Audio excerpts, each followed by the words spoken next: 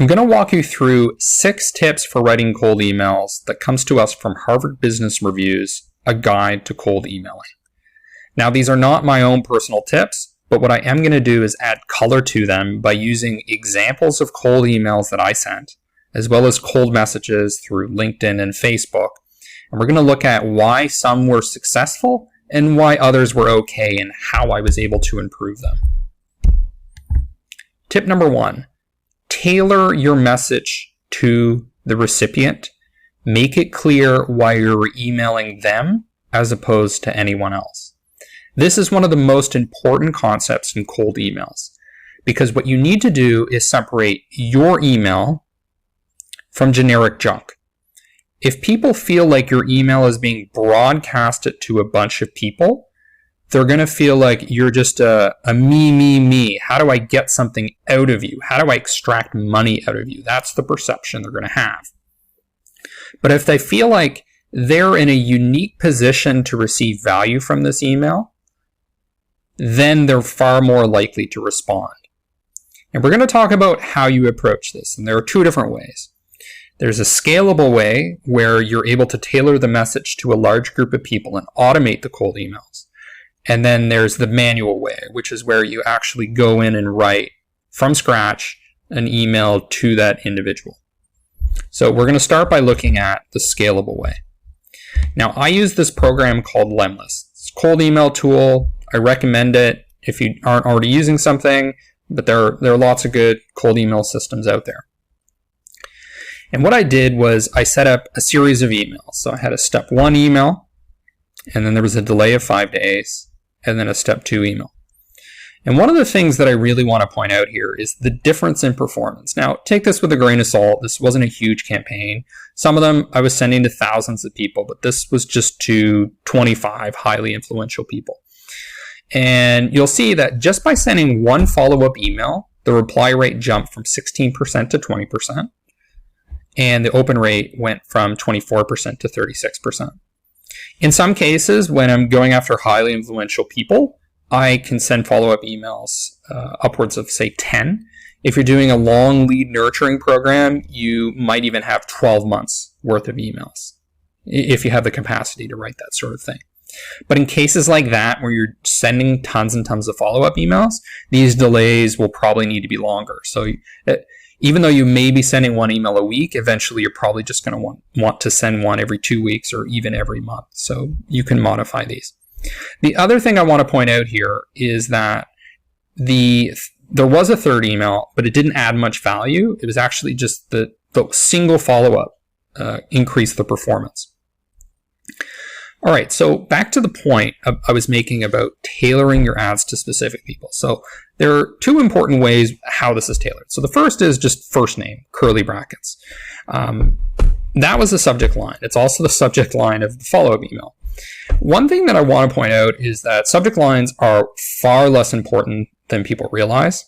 You can have the exact same subject line and vastly different open rates. Because open rates, and we'll talk about this later, have a lot to do with deliverability, whether the bots perceive your email, and that means like your body email, as junk or not. Subject line, not really the variable determining open rates as much as you might think, as much as I used to think. So, okay, so I'm personalizing with their name. All right, I mean, a lot of people do that. Sometimes people know that it's still automated. The important tailoring that's happening here is this.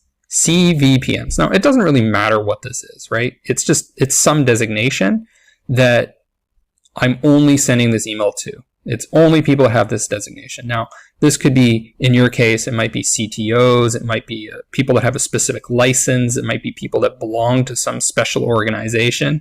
The point here is you've been certified in this, that's why you're receiving this email, and that's why 20% of people are actually replying to the email instead of perceiving it as just generic junk mail. Other thing you can do is you can test. So you can do A/B tests with programs like this and determine what kind of tailoring is most effective or not. Like, hey, I found you from blah, blah, blah. Maybe you're interested in getting a free account. Also note the tone of voice that I have in this. It's personalized. It has enthusiasm. Please let me know when I'll set up your account. So it's not get a free account. It's going to be thrown in this black box where some engineer or somebody will set you up the account. It's I personally will set up your account.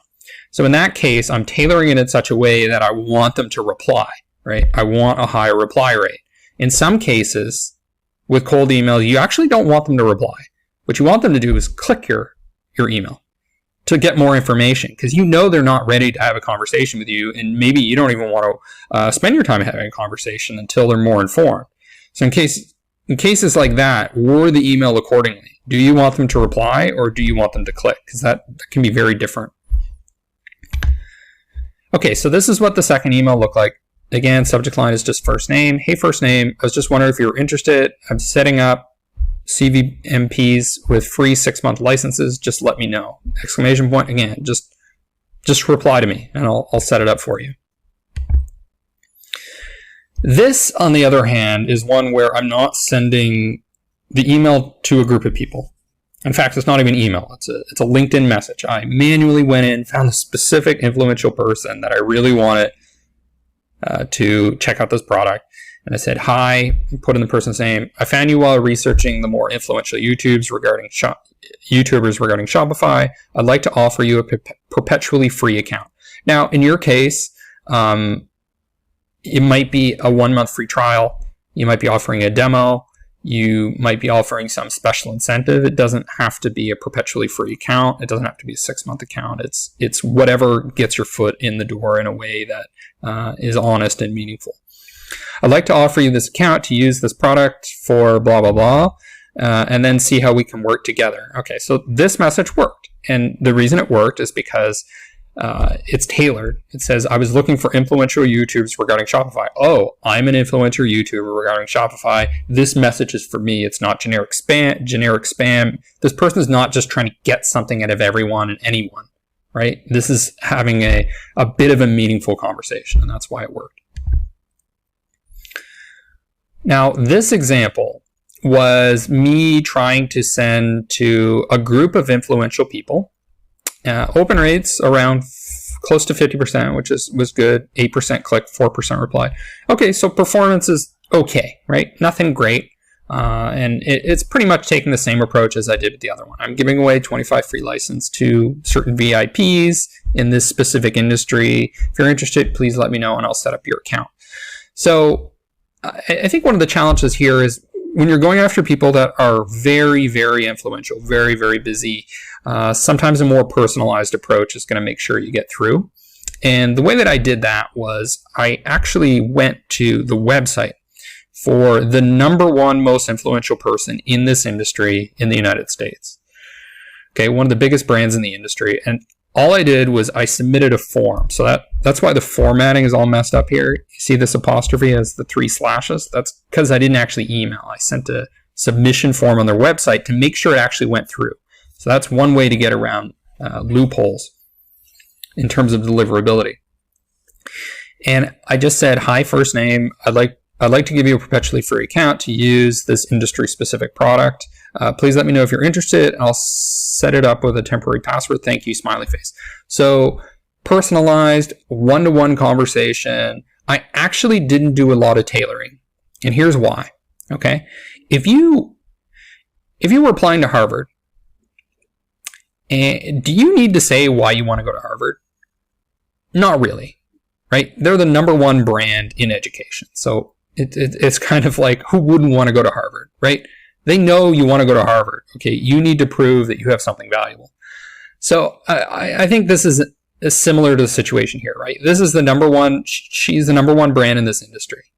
And all I really need to do is call out that industry, and then she knows why it's for her, right? If they're that big, they're not going to worry that you're just some generic spam thing, especially when I'm taking kind of a short personalized approach and I'm using smiley faces. And that's what it is. I want to have a personal conversation with her. There's nothing dishonest. There's nothing deceptive here. I'm not throwing out a whole bunch of bullet points trying to sell my product. No, I really want this highly influential person to check it out. So that's why I'm saying, I'm going to set you up with the password, and it worked.